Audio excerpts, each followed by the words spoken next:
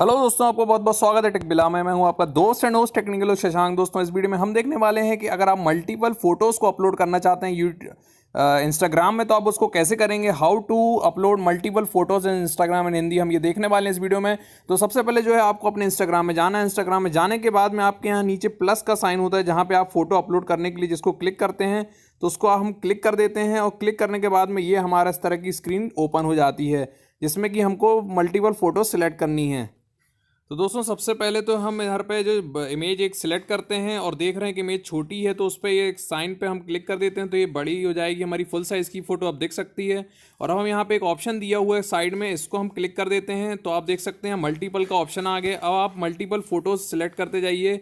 जैसे हमने ये दो फोटो और सिलेक्ट कर ली हैं, इसके अलावा हम और फोटो यहाँ पे नीचे देख लेते हैं, उनको और सिलेक्ट कर लेते हैं।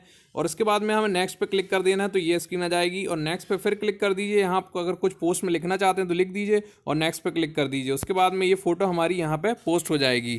तो इस तरह से दोस्तों इसको यूज़ करिए। कोई प्रॉब्लम हो तो हमारे वीडियो को नीचे कमेंट करके हमसे पूछ सकते हैं। थैंक यू दोस्तों, बनिए टेक विला में, स्टे रॉक।